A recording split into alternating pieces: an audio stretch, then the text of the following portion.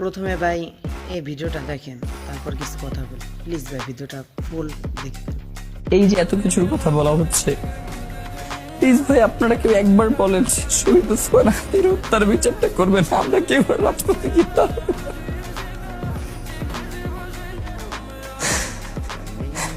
যে মানুষটা আমাদেরকে খাওয়াইয়ে দিতেন, মাথার বালিশটা নিচে ফ্লোরে ঘুমিয়ে মাথার বালিশটা মাথার নিচে দিয়ে দিতেন,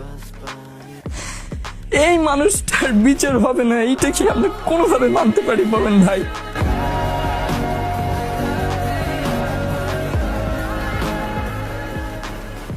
তো আজকে এক জাবের পুরো রাজপথ একাই কাঁপাইতেছে শুধুমাত্র হাদি হত্যার বিচারের জন্য। আচ্ছা, এই সমাজটা কেমন? খুন করছে, তার কোনো দোষ নাই, আইনগতভাবে যে অপরাধ, প্রশাসন এখনও তাকে ধরতে পারে নাই।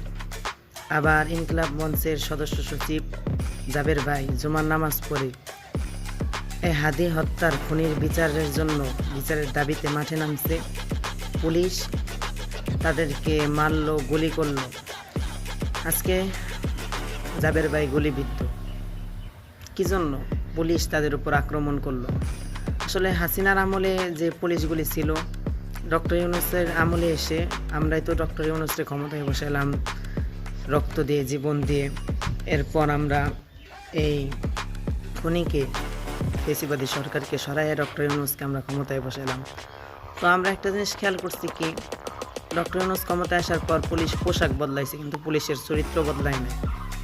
আসলে পুলিশ বাস্তবে একটা মাদাচ্ছ। আমি আসলে হইতে পারে আমি ছোট মানুষ, কিন্তু যে আমার মনে একটাই কথা, হাদি হত্যার বিচার চাই।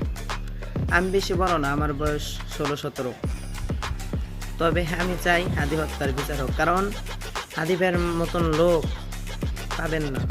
তিনি এই জাতিকে, এই বাঙালিকে অনেক ভালোবাসতেন, তিনি তার জনগণকে অনেক ভালোবাসতেন। তিনি 500 ভোট চাইছিল, অথচ তার জানাজায় লাখ লাখ মানুষ হয়েছে। এখান থেকে বোঝা যায় তার জনপ্রিয়তা কতটা পরিমাণ বেশি।